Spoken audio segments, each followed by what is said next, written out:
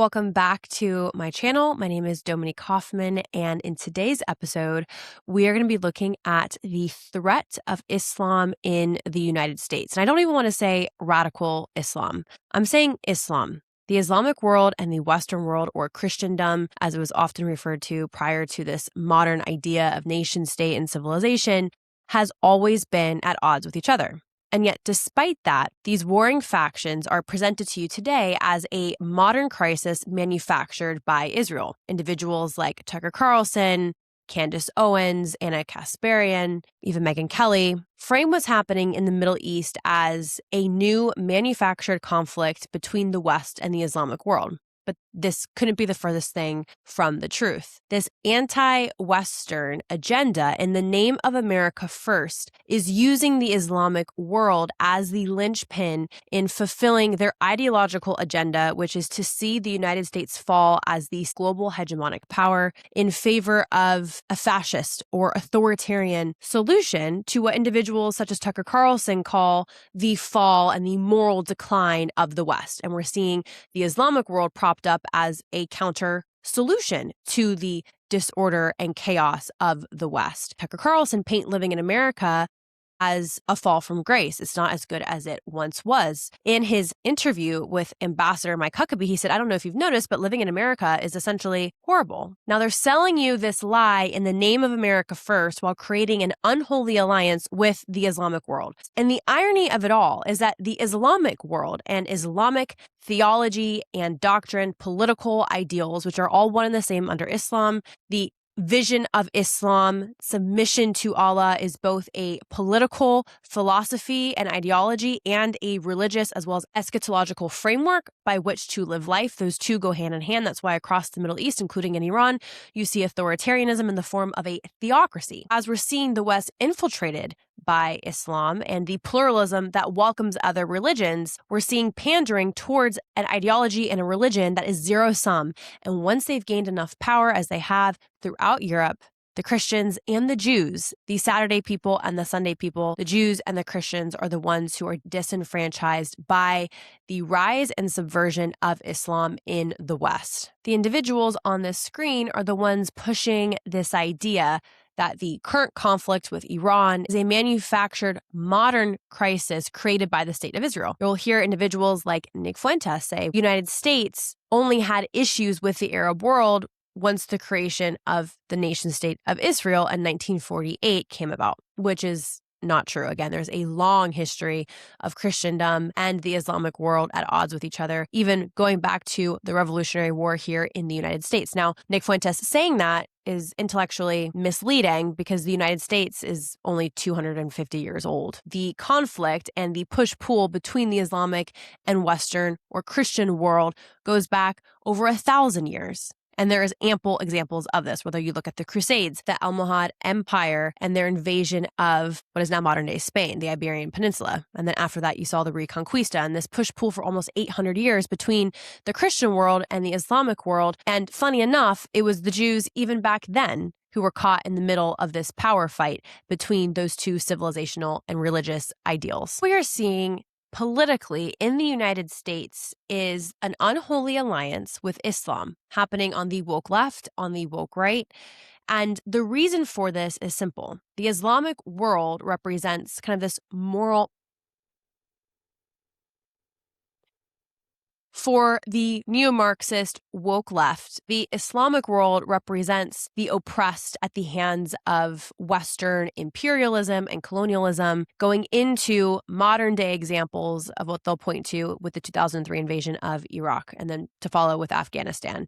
And interestingly enough, the woke right has borrowed that anti-neo-colonial rhetoric in order to frame this conflict happening in the Middle East with Iran at the moment as a war between Israel and Iran, and the United States is fighting at the command of Israel, that they have been swindled or propagated to fight for Israel's war aims, which I have a whole video about how that is completely false and not true. Now, for the woke right, Islam also represents conservatism. So what you're seeing is an attempt to align the Christian world with the Muslim world because they're because they're presented as brothers and sisters and like-minded to the conservative objectives of Catholic and Protestant conservative Americans. Again, could not be the furthest thing from the truth. The woke right claims that it's the Jews who have propagated this idea that the Islamic world is at odds with the West. And you see this at play here in this tweet by Nick Fuentes, published on the 9th, so just a few days ago. He says, now the Zionists have started amplifying anti-immigration, anti-Muslim rhetoric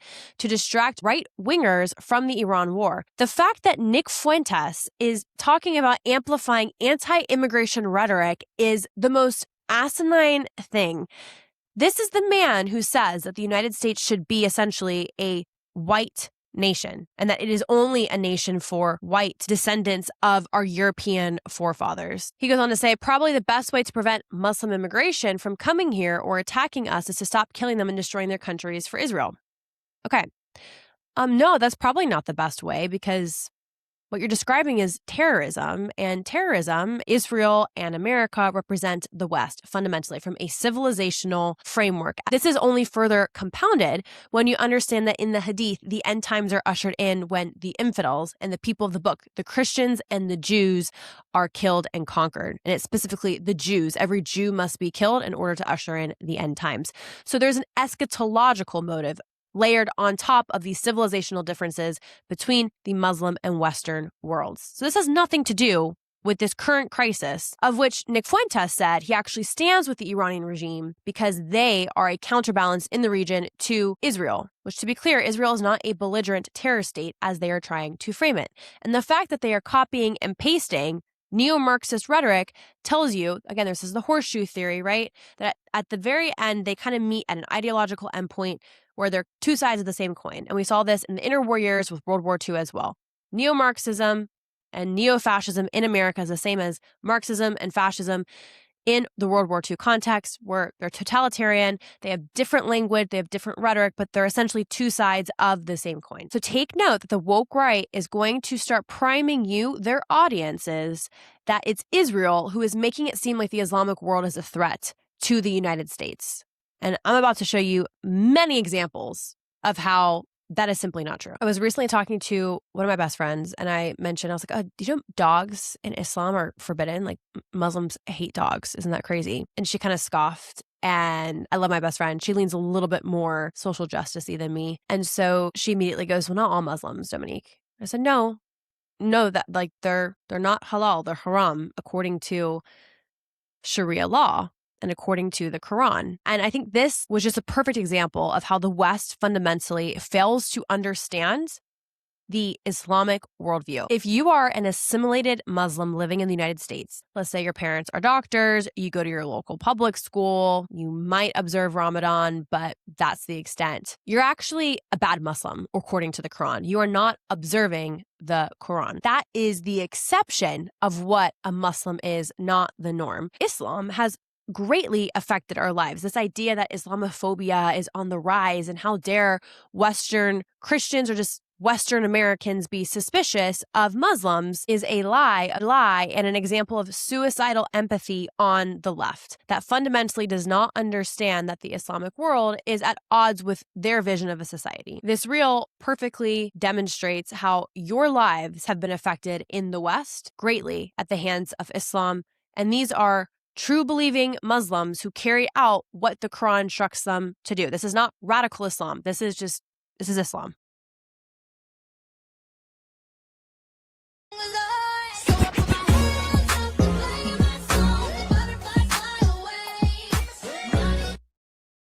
Okay, so the caption says Islam hasn't affected me.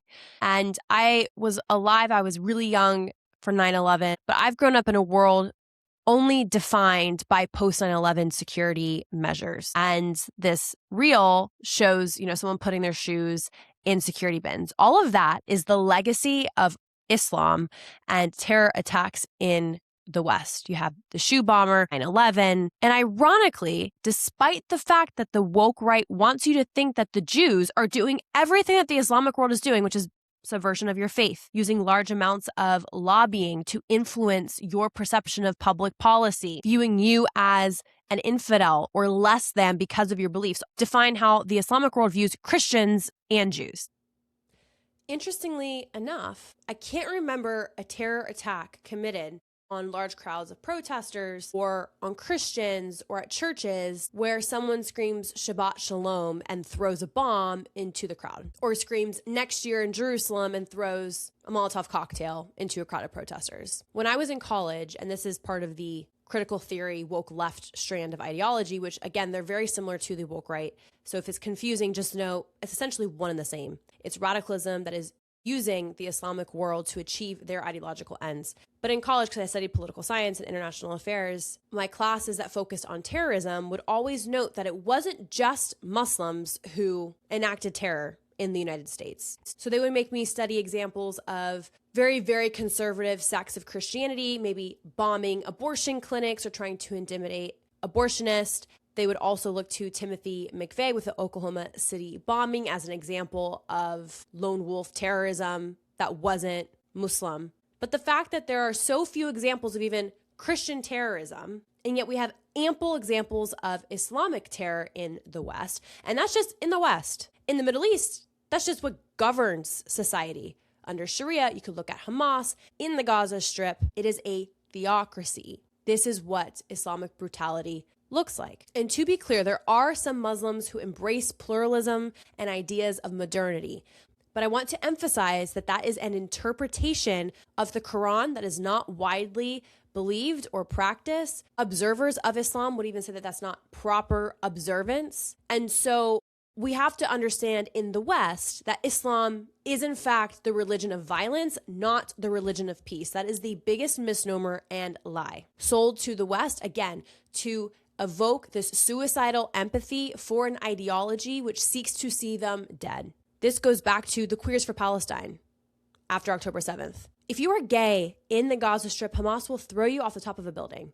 And yet you had people looking to Palestine's liberation, again, this isn't a Marxist framework, as a moral symbol for the liberation of all other social justice cleavages here in the United States. So gay rights, women's rights, climate justice. This is true ideological indoctrination. The woke right and the woke left will scream about genocide happening in the Gaza Strip, despite the fact that there's been a population boom with new birth rates. They failed to acknowledge the Christian genocide across the Middle East, or really it's not genocide, it's an ethnic cleansing, because I like to be precise with my definitions, but the ethnic cleansing across the Middle East of indigenous Christian communities. Some of the first communities after Christ's ministry on earth have been eradicated across Turkey and Egypt and Lebanon, with the Maronite Christians in the north that border Lebanon and modern day Israel. But Tucker Carlson, Candace Owens, Carrie Prejean Bowler, none of those individuals care about those Christians. They care about propagating the very few Christians who remain living in Gaza,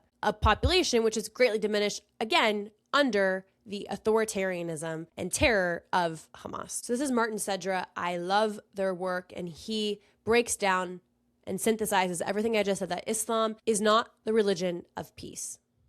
Peace. Why are you always killing our Christian brothers and sisters all around the world? Why are our Christian brothers in Nigeria getting slaughtered by the thousands? If Islam is a religion of peace, why are 99% of attacks done by Muslims? Islam is not a religion of peace. It's a religion of war, death, and violence. They say, yeah, they're the radical Muslims. Don't judge all of Islam.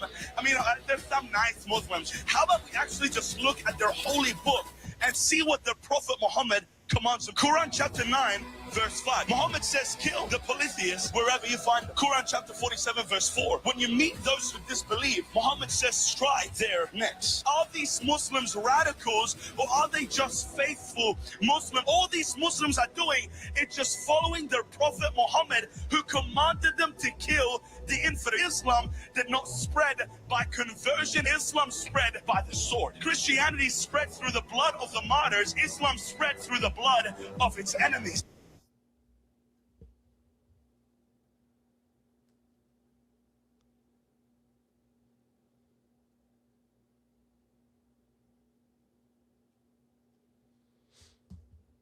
And you have members of the woke right talking about how horrific the West is to the Islamic world. Even Tucker Carlson saying that complete and total surrender of the Iranian regime is going to mean that American soldiers are going to rape and pillage Iranian regime leaders' wives and children.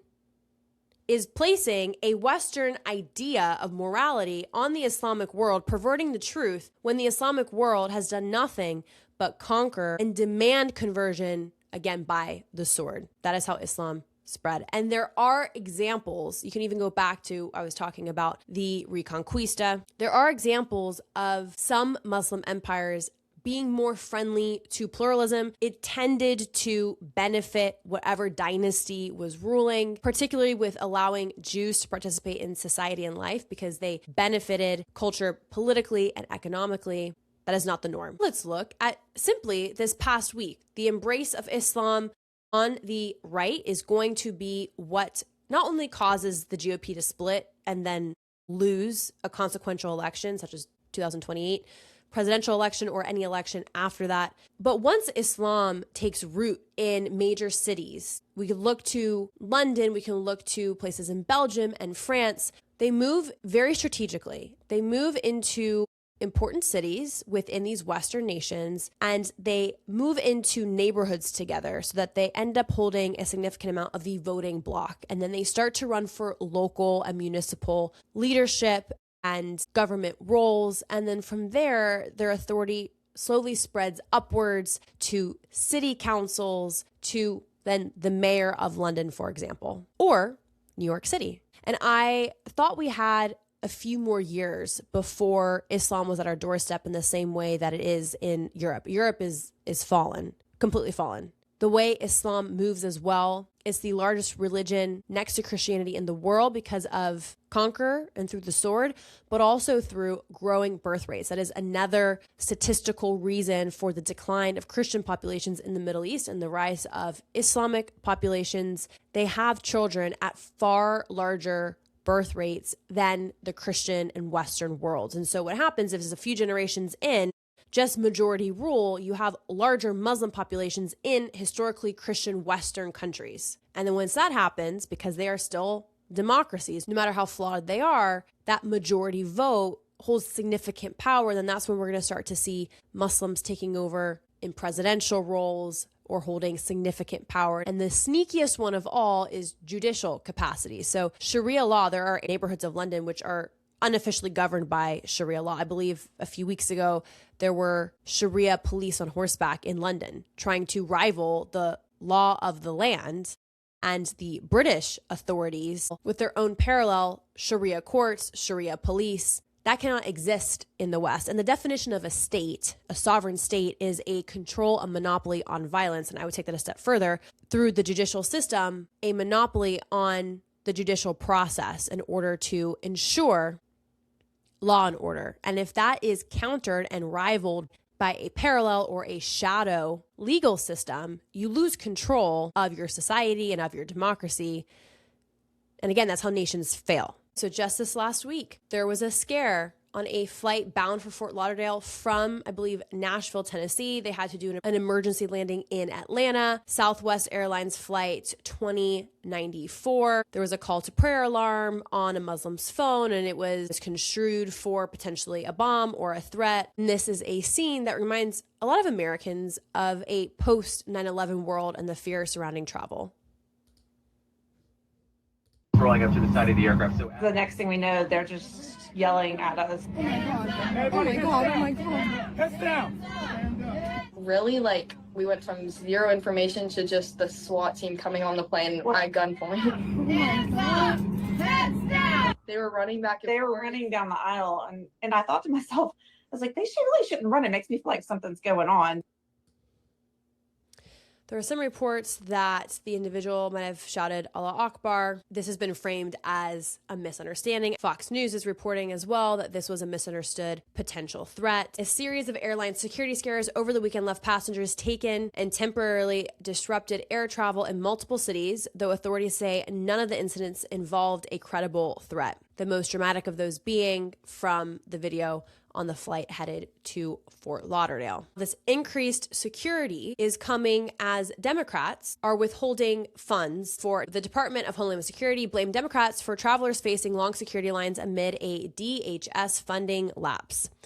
Quote, Americans are now enduring the severe fallout from the Democrat shutdown of DHS. Today, travelers are facing TSA lines of up to nearly 3 hours at some major airports, causing missed flights and massive delays during peak travel. So this chaos, which is, being fueled for political aims by the Democrats, is also happening coincidentally at a time when there are threats of sleeper terror cells in the United States rising up post the response in Iran by the US military. So some have been misunderstandings, while others have been attempted attacks, including what happened in New York. So 2 ISIS supporters charged with attempting to detonate explosive devices during protests outside Gracie Mansion. 2 avowed ISIS supporters, Amir Balat and Ibrahim Yahoumi, attempted to detonate 2 devices during a protest and counter-protest outside of the mayor's residence in New York City. And there are some videos of that. Now, they threw these makeshift bombs into the crowd of protesters and ran away. So Tommy Robinson tweeted, the parents of one of the New York City ISIS terrorists live in a $2.5 million mansion. They were welcomed into America from Afghanistan, and this is how they repay them. America needs re-immigration as much as Europe. The parents of one of the alleged ISIS-loving teens who tried to detonate an IED near Gracie Mansion owns a gorgeous $2.25 million home, a sign they seized the American dream after arriving from Afghanistan decades ago, the Post has learned. Alleged bomber Ibrahim Kayoumi's family home spans 5,800 square feet with 6 bedrooms and 5 bathrooms in scenic Newtown, Pennsylvania, records show. Police say that Kayoumi, who is 19 years old, and his friend Amir Balat, who is 18, traveled from their Bucks County enclave to attend a counter-protest against right-wing nut Jake Lang's anti-Muslim protest outside the mayor's residence. We're gonna make sure Mandami knows that he's not welcome in New York City. The pair allegedly hurled homemade bombs packed with a volatile explosive favored by international terrorists, known as Mother of Satan, sources have said. Dramatic viral video captured the moment Balat threw an IED as he came up behind a speaker addressing a small crowd outside the Upper East Side mansion. In the panic and confusion, Walter Masterson, a comedian and actor who had been speaking to the group, stops talking as photographers fight their way through to capture pictures of the alleged improvised explosive device. Luckily, no injuries were reported. The duo were arrested following the alleged attempted attack. An NYPD commissioner, Jessica Tisch, said the act was being investigated as an act of terrorism. Balat, whose parents hailed from Turkey and became naturalized U.S. citizens in 2017, where they live in an idyllic 3,200 square foot house worth $653,000, flashed a Sikh salute honoring ISIS as he was led in shackles from a police precinct Monday. He was seen holding up his right index finger, a universal salute for the terror group, and grinning at the press while being led by a cop and an FBI agent. ISIS fighters have often used the index finger gesture in their propaganda. The gesture is also used by many Muslims to demonstrate their commitment to monotheism. Law enforcement sources told the Post that one of... Remember, Christians are, according to Muslims, not monotheist because we believe in the Trinity. So if you want further proof that this is a Islamic world versus the Christian world, no better than just the hand gesture that they use to further drive the point home that you can take the Jews out of this entire equation and this conflict still exists, again, despite the propaganda of the new right, which if you would have asked me even a year to 10 years ago if the Republican Party would become apologist for Islam in the exact same way as the neo-Marxist left, I would have said there's absolutely no way. But here we are. This is the Noon. This is the Arabic character for N. And this is what ISIS members would spray paint on Christian homes, and it marks where Christians lived, and oftentimes those Christians were either harassed or were martyrs and killed or executed by ISIS. Nazarene, meaning Jesus Christ, who was a Nazarene. It has become a symbol of the Christian fight against radical Islam in the Middle East. So even though these bombs are being thrown into a secular crowd, anti-Muslim protesters, some of whom might be Christians, the symbolism of it is that this is a war against the West, which is synonymous with Christians and Christendom, and Remember, Christendom is the predecessor and the precursor to the West, because post-Enlightenment, we embrace pluralistic ideals, so not strictly governed by Christian principles, although greatly inspired by them. In case you thought maybe these young men were remorseful, they're not. So upon his arrest for throwing the bomb at an anti-Islam rally outside of the mayor's residence, one of the young men said, "All praise is due to Allah, Lord of all worlds. I pledge my allegiance to the Islamic State. Die in your rage, you kuffar."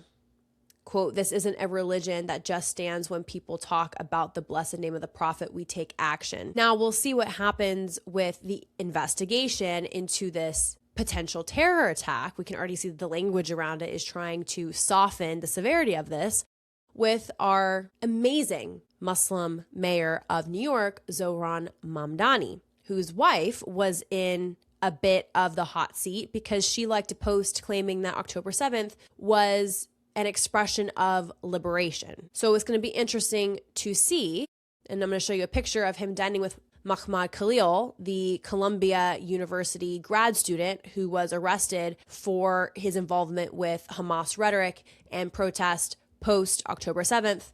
There is credible intel that some of the Students for Justice in Palestine members and heads of chapters were already prepped for October 7th because the pamphlets, the rhetoric, everything was all set to go the moment the news broke. And so I'm sure that Mahmoud Khalil was not just arrested for his role in these pro-Hamas demonstrations and encampments, but because he likely has ties to Hamas. And there's something more substantial there, which is why he was arrested by the Trump administration and he was ordered to deport. And I'll have to look into that story and bring you guys some news on that. So Laura Loomer posted an amazing summary. She said, "Outrageous. Let's recap this week for first Muslim mayor of New York City. Mamdani's wife was exposed for liking posts that celebrated the October 7th Hamas terror attacks and posts that called the rape of innocent Israeli woman as a rape hoax, and then went on to describe the detention of these terrorists as concentration camps. Pro-ISIS Muslim Mamdani supporters threw a bomb at anti-Islam protesters in New York City outside of his residence. Mamdani refused to condemn the act of Islamic terror in New York. Again, let's see what the justice system in New York does with these two young men. I'm going to go out on a limb, a wild limb, and speculate that they're going to get off quite easy. Mamdani refused to call the act of Islamic terror an act of Islamic terror. Mamdani broke his Ramadan fast with Khalil, a pro-Hamas student who was ordered to be deported by the Trump admin for supporting ISIS terrorism on U.S. soil. Again, he had a green card. He is not a naturalized U.S. citizen. She goes on to say that Mamdani is a national security threat, and yes, he is a jihadist. Of course he is. Even in his campaigning prior to the election, he posed with the 1993 World Trade Center bomber masterminds. This is the photo that was posted of him and Mahmoud Khalil's wife, breaking the Ramadan fast. Mamdani is a radical jihadist that the radical leftist in New York embraced. He's completely ruining the city. I mean, we saw the debacle even with the snowstorms, how that was handled. Over 25 homeless people were killed because they didn't sweep the streets prior to the snowstorm. They then paid citizens to go out in the street and shovel snow because the snow plows that their taxpayer dollars go towards were not operating or cleaning up the streets. And on top of that, we're already seeing rises in bus fares, the same buses that he promised would be free. And the first free grocery store pop-up, yeah, that already closed. So now what we're left with is a radical jihadist whose wife wears really expensive designer clothes and mocks the West while sitting in the mayor's mansion in New York City. This is one of Mamdani's interns who is calling for a holy war and martyrdom. Knows that none of this is in vain, that this is all jihad, that this is all ibadah, and that this is all counted for by Allah subhanahu wa ta'ala. And so the conversation of doxing, the conversation of getting arrested and suspended, I think it's time for Muslims to start to say, all right, so what? Do what you want. I'm gonna do what I gotta do, because it's about time to do that. And I know everybody has their own families and has an education and everything. It's just a question. We don't want to get doxxed, and we don't want to get suspended, and we don't want to get arrested. How gangsta are you? That's just my question. How much are you willing to do it? And I know everyone has their own risk levels, but at the end of the day, That's a question to ask ourselves. How committed am I to this? And to this, she means Islam and the cause and the unholy alliance between Islam and Marxism, which is really, when we talk about Islamism, it is that adoption. And then there are some strands of fascism and anti-Jewish rhetoric that is echoed across the Islamist world in the Middle East. So how committed are we to the cause? We should be doxxed and detained. And of course, in places like New York, where the mayor can't even condemn the act as radical jihad, these individuals are going to get off very light.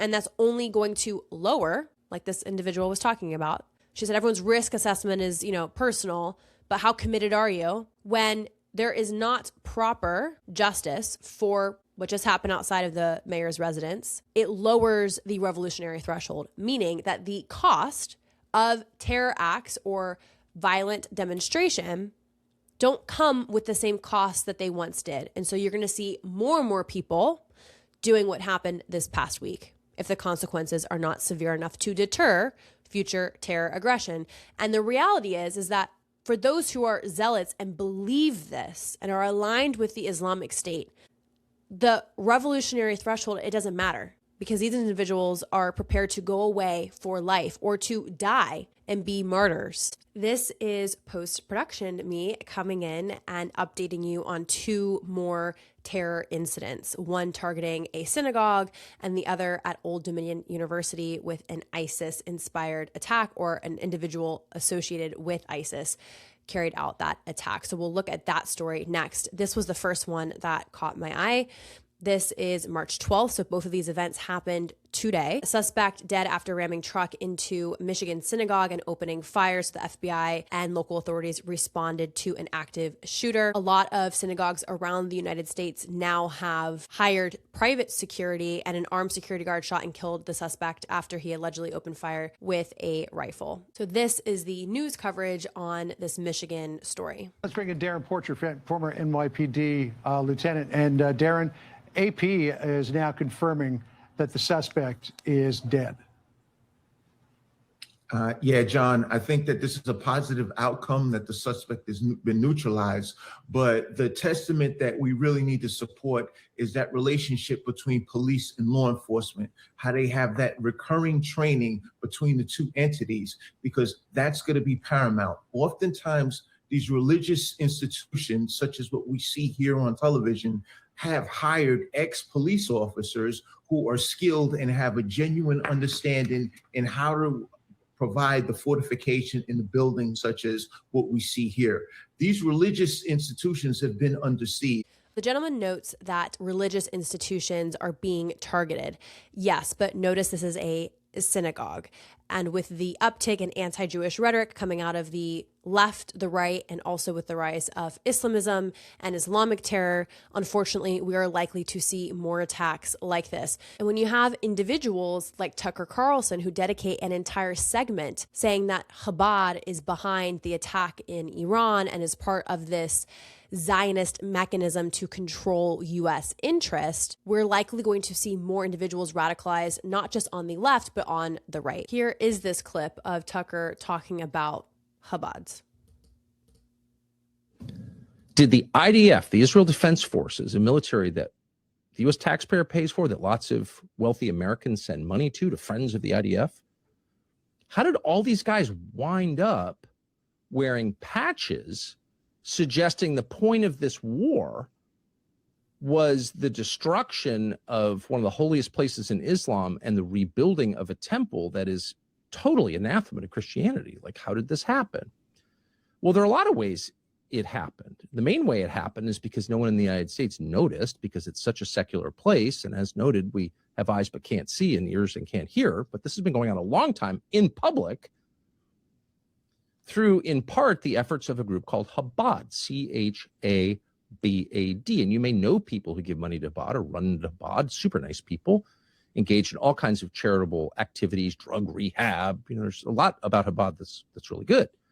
But what is Chabad exactly? Well, Chabad, you can look it up, is a very old organization, about 250 years old. And it's a branch of Hasidic Judaism. It's an organization that was overseen for many years by a guy called Rabbi Menachem Schneerson, who was famously in Brooklyn, considered the Messiah by some of his followers. who was a friend of presidents, or certainly someone presidents visited. He was a very powerful man in the Orthodox and the Hasidic community. And he was the overseer of Chabad, which predated him and outlasted him, but he was its most visible ambassador. And Chabad has been pushing in a pretty subtle way, unless you look carefully, for the reconstruction of the Third Temple. And it seems like, from the reading we did recently, that those patches actually came from Chabad. In any case, Chabad is pushing for the building of the Third Temple. And he somehow connects this to the war in Iran, even though the Third Temple is in Jerusalem, and him claiming that this is one of the holiest sites in Islam. It's the third holiest site in Islam, which comes over 600 years after Christianity, Jerusalem being a significant place in Christianity as well. These new right political commentators love to denounce dispensationalism, and they don't provide their own theological explanation, again, because they're weaponizing Christianity simply to denounce Zionism. They don't actually hold Christian ideas themselves. But again, eschatologically speaking, the end times has been heavily debated amongst Christianity for decades. Tucker is characterizing Chabad as some sort of a coercive mechanism in rallying Zionist support, which Chabad houses are essentially like community centers, very much as churches operate as the center of community for Christians. Chabad houses serve much of the same role. Typically, there's a Chabad in every city,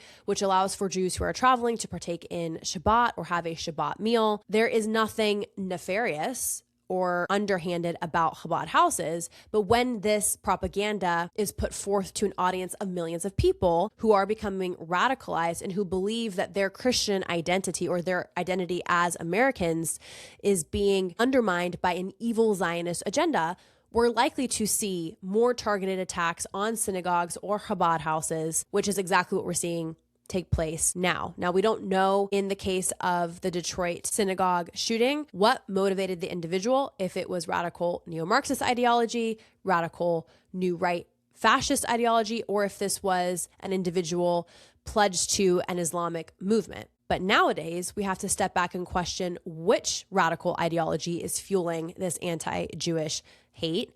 And we're going to see more of these situations. I now turn to what happened in a fatal shooting at Old Dominion University. A shooter opened fire just before 10:49 a.m. at ODU's Constant Hall in Norfolk, Virginia, killing one person and wounding two others. The gunman is dead. The gunman's ID has identified him as an individual who is a known ISIS supporter. Out of Virginia, where police are currently responding to a shooting at Old Dominion University. In fact, just last hour, a gunman opened fire on campus at Constant Hall, the university's business hub. And all of that is according to Old Dominion. 2 people were reportedly injured and taken to a local hospital.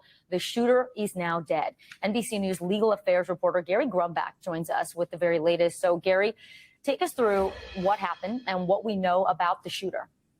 Yeah, the university just saying in the last few minutes that it's an all clear on campus, so there's no longer an active threat. This all started just before 11 a.m. where the shooting occurred. 2 people were injured after a gunman opened fire inside the business school there on Old Dominion's campus, a campus of about 17,000 students. It is a Thursday, middle of the day. Midterms were going on at the time. And so, as you said, the gunman has been killed. He is deceased. This does appear to be an isolated incident. Norfolk Police is taking lead on this incident, with the ATF and Virginia State Police also responding there on scene. Canine units were also seen around the university, certainly checking out the buildings in the area to make sure there is no longer an active threat. Virginia Governor Abigail Spanberger put out a statement saying that she has spoken to university leadership there on campus, and they are providing any state support that is necessary. Gary, I was just reading the university incident details that came through the system here, and it said they're expecting another update at 12:15 and that the main campus is still currently closed. Can you tell us, though? Now, note that these attacks happened in Norfolk, Virginia, and in Detroit, Michigan, 2 areas in 2 states that in the last election elected multiple Islamic representatives. And so we're seeing a rise in attacks in areas that we now have election statistics showing have a significant Muslim population. So that's important to note as well. Okay, we're gonna hop back into the rest of the recording, but these were 2 events that just popped up, and I pray there's no more in the coming days, but this was pertinent and relevant to the other attacks I discussed. Wall Street Apes on X tweeted this. He said, woman who grew up as a Muslim exposes we all missed what was said at the mosque Zohran Mamdani gave his speech at when he got elected mayor of New York City. She says, we all missed it because it was in Arabic. They called to kill all the infidels. In quotes, all the white people in New York City. I'll play her video, but he quotes Surah 9, verse 5, which talks about killing the infidels.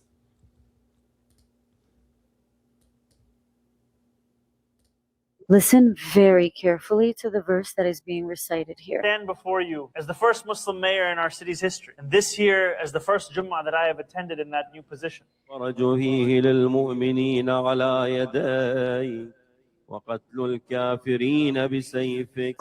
the killing of the infidels by the sword. For context, I grew up Muslim. I studied the Quran and Islam for years. I wore a hijab on my head. And the verse that you just heard is from the Quran. It's Surah 9, verse 5, and it's often referred to by many scholars as the verse of the sword. I mean, this guy kind of has no shame. On January 2nd, 2026, 16 different landmarks across the state of New York were illuminated in green to mark the launch of Muslim American Heritage Month. One of those sites being the One World Trade Center. The green lighting was chosen because green is typically associated with the religion of Islam. For some people, especially the families that were affected by 9/11, that symbolism felt like a slap in the face. Felt like it was a slap in the face to me. And you want to know where I was during 9/11? I was in a Muslim private school with a hijab on my head, and we had to evacuate because people were calling the school and threatening to you know what. I can't even imagine what the families of the victims of 9/11 must have felt when they walked by the One World Trade Center and it was lit up green for the launch of Muslim American Heritage Month. What? And now we see a video circulating online of the mayor's first Jumu'ah prayer as mayor, and this verse is recited? What's going on? As an Arabic speaker who can read Arabic, I can confirm to you that that is indeed what that verse translates to. Other passages that are often discussed alongside this one is Surah 9, verse 29. This verse speaks about fighting opposing groups until they submit to a political authority and pay a tax that's called the jizya. And the jizya is meant to subdue and humiliate them. All of this, of course, raises a much larger question about symbolism, context, and how historical religious texts are viewed in modern political spaces. And let's just be honest for a second. If any other religion recited wartime scripture while a politician was present, would people stay silent about it? Honestly. And the answer is, of course, no. You have the woke right misquoting the Talmud, trying to characterize Judaism as a religion that wants to kill Christians, as a religion that embraces pedophilia. Remind me again how old Aisha was when Muhammad married her? Respectfully, if your divine prophet married a 6-year-old and then consummated the marriage when she was 9, I don't want to hear your take on the Epstein files. And that goes for someone like Candace Owens, who's embraced the Islamic world, yet talks about how the Jews, the evil Jews, are pedophiles who want to rape our young children or who kill young Christian children to make matzah balls. The amount of mental gymnastics and propaganda it takes to misconstrue and lie about Judaism's objectives when we have a religion that is coercive, that does seek to destroy the people of the book, Jews and Christians who reject Islam, and whose, again, divine prophet that inspired the scriptures, which that young lady just quoted, makes it very clear we are the enemies of Islam, married a 6-year-old. But it's the Jews. Sorry, I forgot. It's the Jews. It's Epstein, it's the Jews, it's Mossad. All of this is done to corrupt the West, according to Tucker Carlson. And what she was referencing is at the start of Muslim American Heritage Month back in January. Major landmarks in New York were illuminated in green. The governor, this is not Mamdani, the governor tweeted, "The resilience, compassion, and contributions of Muslim countries help make our state stronger. Tonight, landmarks across the state are lit green as New York celebrates Muslim American Heritage Month." This is that capitulating. It is that embrace of an ideology that fundamentally hates the West. And I don't know if this is suicidal empathy from a critical theory, neo-Marxist framework, or just corruption because individuals in our government have been bought off by Arab nations in the Muslim world. Well, Mamdani is alarming. What's perhaps more alarming is that 42 Muslim Americans win in U.S. elections, record milestone. Again, the threat of Islam is not on our doorstep, it's here. The second you start to see Muslims holding elected office, this war becomes not just theoretical or rhetorical. It becomes a fight for legislation, for the judiciary, for the rule of law. And we're far beyond just commentary on civilizational benchmarkers and ideas. And again, pluralism, a fundamentally Christian post-Enlightenment ideal of the West, which transformed Christendom into modernity, embraces religious pluralism. It rejects the marriage of church and state. The pluralism of democracies in Europe, which we saw used and abused for the Islamic agenda and now overridden, is what is going to be the downfall of the United States if we allow it. Pluralism means that we welcome, just like those 2 attempted bombers' parents from Afghanistan, we welcome you to the United States. They were naturalized citizens. But the Islamic immigrants fail to assimilate. And then they want to enact the same laws from the countries that they were escaping from in their new host country and reject the norms of pluralism, which welcomed them in the first place. Since when have we seen programs for Christians who feel oppressed, like Tucker Carlson, for example, in the United States, to flee to the Middle East? Do they have citizenship programs for persecuted Christians? I think not. That is a fundamentally Western idea. And that is going to undermine the West because Muslims, like I said, they've done in Europe, they will abuse it. This was published back in November after the election results were in.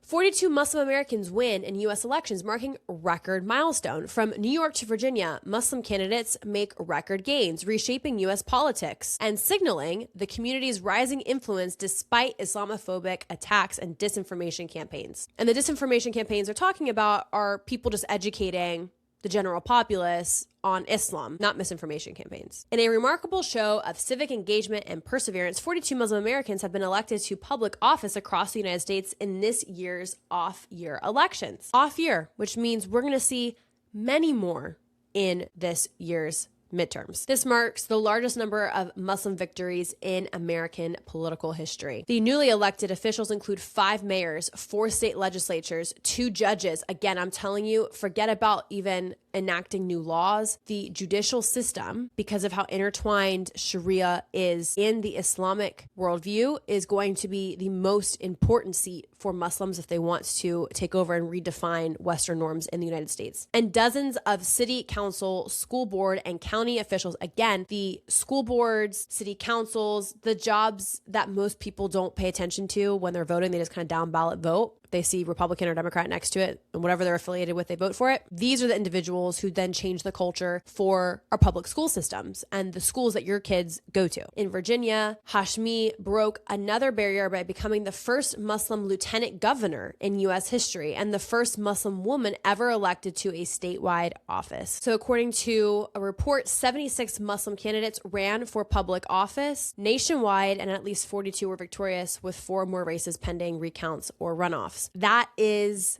more than half. That is alarming. Most of this is in the Northeast. You have New Jersey, New York. We have Minnesota, which that should not be surprising. Virginia, New Jersey, Ohio, and New Jersey. So we're seeing strongholds emerge in these different states. Here is an Islamic scholar in Virginia. He says, of all Western nations, America is the last stronghold of Christianity, Christendom, the West, which I've been drilling those words in. They're not meaningless. They are important definitions. This is why it's our duty to change that and make America Muslim. Christians and Jews have a superiority complex. Again, the woke right, which is ideologically aligned with the Islamic world and taking down the US as the hegemonic global power and undermining Christianity, claims it's the Jews who have a superiority complex, but the Muslims believe it's the Christians and the Jews. Again, if the woke right and the woke left and the Islamic world can propagate conservative MAGA voter Christians to vote against their own interest, America's fallen, which is why there is a concerted and propagated effort to make it appear as if the Jews are the enemy to the Christian. The reason America is still in the throes of this, and still supporting this. I don't know, like I said, I don't know what degree it is. It is because, however, of Christianity.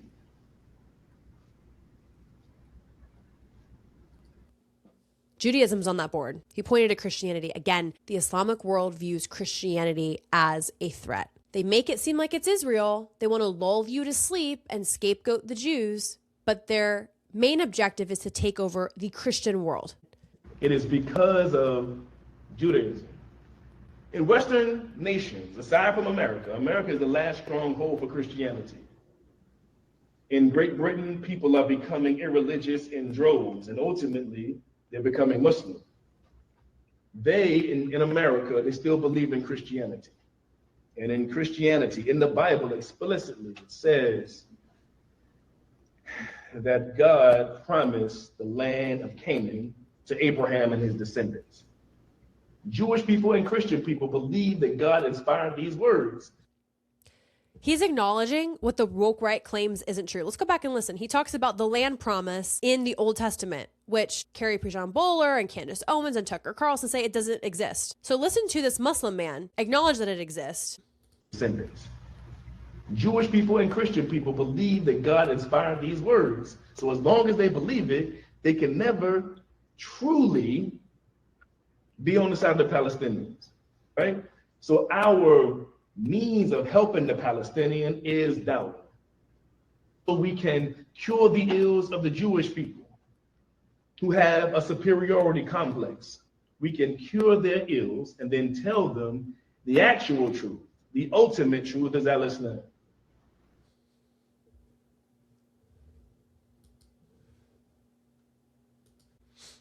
Okay, so that Muslim man who's talking about his agenda to convert the West to Islam and also undermine Israel talks about the land promise in the Old Testament. I would love to see Tucker Carlson address that. And the fact that you have pseudo-Catholicism with Nick Fuentes and Candace Owens lying to you that Zionism is antithetical and heretical to Catholicism is part of this joint lie with the Islamic world that only benefits the Islamic world. And whether or not these individuals are truly convicted by this heretical teaching or they're just lobbied by the Islamic world to preach it, they are lulling large amounts of their audiences to actually believe this. And it is an inversion of the truth. This is what's called mirror propaganda. You accuse another person or a group of people, the Jews, of doing exactly what you are doing. Senator Salim in Virginia introduced Senate Bill 624, which aims at a legal definition of Islamophobia. And it defines Islamophobia as a malicious prejudice or hatred directed towards Islam or Muslims. Now, what does malicious prejudice look like? If it's calling out Islam as demonically inspired and calling out Muhammad as a pedophile for marrying Aisha, or calling Islam what it is, a religion of violence, not the religion of peace, that would be defined as Islamophobia legally in Virginia. And what we've seen is lawfare happening in the UK. Remember, the UK is an important benchmarker because before America was the hegemonic global power and the beacon of Western civilization, Britain was the global empire. The saying, the sun never set on the British Empire. They were the global hegemonic power prior to World War I, and that waned into World War II. But this is like the beacon of the Enlightenment and of Western civilization and culture. This is the birthplace of a lot of Western norms and ideas, which then inspired our founding fathers here in the United States. The UK and Great Britain historically, philosophically, are our forefathers. And so if this can happen in the United Kingdom, it can happen in the United States, and we have to be careful within the channels that they do that with. And I'm going to show you a few videos kind of outlining how Islam has taken over Europe, because we're seeing some of those same power plays at play here in the United States.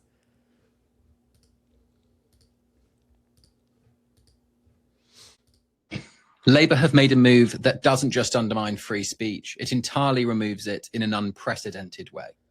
The only chance of Islam reforming was through scrutiny, debate, and pressure from the government, and now Labour have made even having this conversation potentially unlawful. Using this definition, prejudicial stereotyping of Muslims and treating them as a collective group defined by fixed and negative characteristics with the intention of encouraging hatred against, which is exactly mirrors what the Virginia Senate bill would define Islamophobia by. Against them irrespective of their actual opinions, beliefs, or actions as individuals. It has removed the ability to not just robustly debate Islam, but even criticize individual Muslims irrelevant of their behavior. This unbelievably clever wording means any negative view of Islam, or indeed individual Muslims, can now be silenced as stereotyping from a place of prejudice and make any criticism of Islamic ideology illegal, as it would be treating Muslims as a collective. I've been working all day to find a way round, and there is none.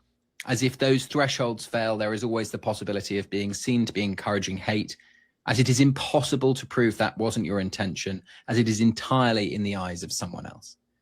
It is now impossible to, even in a respectful or intellectual manner, discuss any negative aspect of Islamic ideology or behavior of any Muslim without the risk of persecution. This is a stance I never thought Labour would go as far as implementing, and especially while singling out only Islam. This offers no protections to any other religious group and places Islam not just on a pedestal, but in some cases above the law.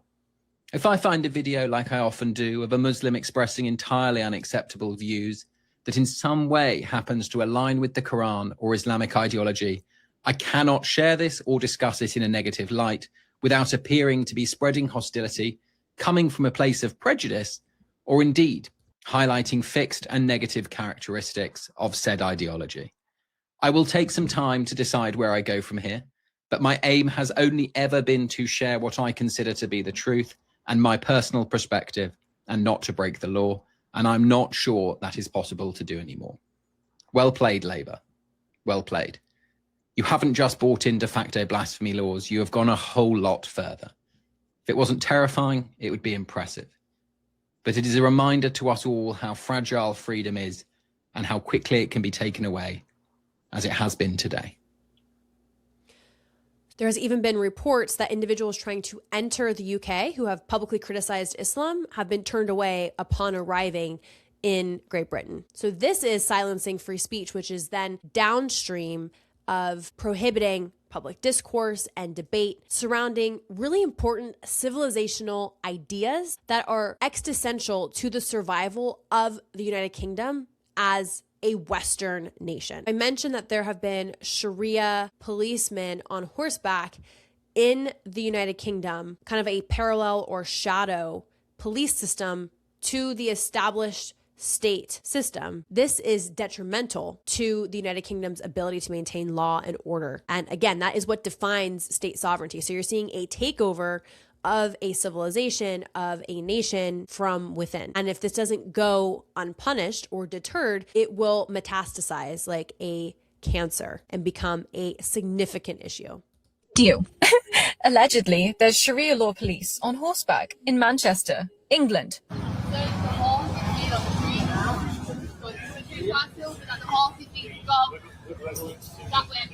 They just chased someone with an horse. They used to be chasing people horses.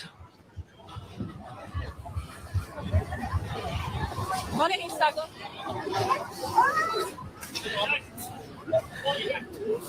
Whatever they want. Whatever they want, clearly. Is this legal? And what do we know? Technically, only official police forces have the authority to patrol and enforce laws in public. Private groups are supposedly not allowed to enforce religious rules or act as police. Previous attempts, and yes, there's been previous attempts, at Sharia patrols in Britain have resulted in arrests, like in 2013. But then why do we see horse riders in Muslim areas? They're probably just community patrols or volunteers. Could be private mounted security or event riders, or maybe they're just normal social English horse riders, and you're being Islamophobic. So there's absolutely nothing to worry about, unless that same community start riding around with machetes. But they would never do that. Okay, thanks, bye. It's not even the potential for violence from these police. It's the fact that a shadow and parallel judicial system is governing the Muslim community. There is a country in Europe which is now allowing for Sharia law to preside over civil contracts, and that is in Austria. That Sharia law can be legally recognized in the country. And here's why this should terrify you if you live in Europe or anywhere in the West. Now, I will admit, this story is a bit personal to me. I'm half Austrian. Austria is my mother's country, and I love Austria dearly. But an Austrian court has just announced that in civil matters, Islamic Sharia law can be considered legally recognized and valid, providing all parties involved in the discussion agree. Now, there are two main reasons why I don't think this should be happening. The first reason is because this says that if you have different beliefs to people of your country, you can live under a parallel set of rules and regulations and basically follow your own laws, and I don't think that should happen. But secondly, to quote the late, great Christopher Hitchens, Islam is the motherlode of bad ideas. And let me give you some of the highlight reel of the bad ideas in Sharia law. Firstly, theft can be punished by cutting someone's hand off. Adultery, well, that can be punished by stoning someone to death. And leaving the religion, yes, that can also be punished by death. Now, I'm sure we can agree that these laws shouldn't be allowed anywhere in the world, let alone in our civilized societies. And yes, I will admit that Austria has said that Sharia law will only be valid in civil disputes. But I guarantee this is going to open the door to more people pushing to have Sharia law recognized in the West. In other words, recognizing one of the most violent, barbaric, and regressive sets of rules and regulations that have ever existed in human history. We should all be very, very against that happening. 100%.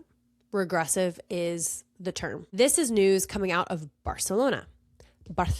This Ramadan, Barcelona has encouraged Spaniards to not sing or dance during Ramadan out of respect for their Muslim neighbors.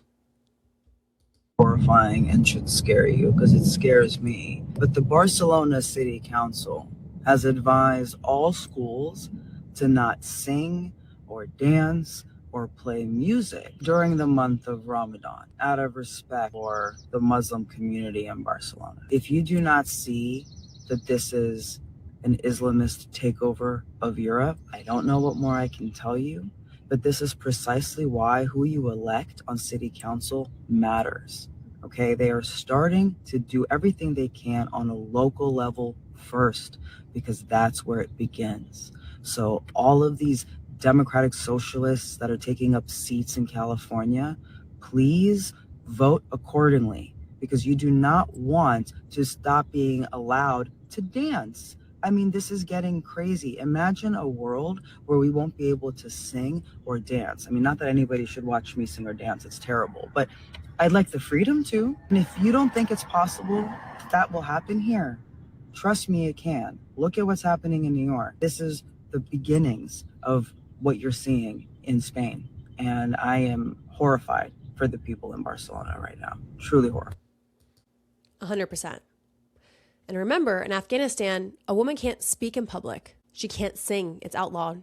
Can't sing in Iran. October 7th happened. What did they attack? They attacked a music festival where Arabs, Christian, Muslim, and Jews were dancing and singing and celebrating life. Mostly secular individuals. They brutally murdered, raped, and maimed both men and women, including Arabs. This is a religion that is extreme. And your way of life, whether you're a Christian conservative or you're a secular liberal, will be completely altered because their vision of a caliphate and dominating the West and the United States leaves no room for you to even choose between Christianity or a liberal, secular, worldly lifestyle. There's only one solution, and it's Sharia. And I don't know about you. I don't think it's Islamophobic to say that I completely reject the tenets of Sharia law. It is antithetical to even just the basic framework of the message and the gospel of Jesus Christ, which is free will and choice. And again, I return to the woke right, which is forming this unholy alliance with the Islamic world. Because what the woke right, the new right, and the Islamic world have in common is a desire to see the United States step down as the global hegemonic power. They want to see the West eroded and corrupted because, again, you have many radical, traditional Catholics, I'm calling it pseudo-Catholicism, which would also love to see the enforcement of some sort of a theocracy in society as a reactionary response to the radical woke left in the United States. Fundamentally, this alliance between the new right and the Islamic world, whether it be motivated by large amounts of funding and lobbying, is an ideological ambition to see the United States step down as the global hegemonic power and enter a multipolar world where religious extremism comes to define politics. And that's not a world in which I embrace. It is not Christian. And it is most definitely not America first. Please like, comment, subscribe, leave your take, comments, disagreements, affirmations in the comment section down below. I try and respond to some of those, and I will see you in the next episode.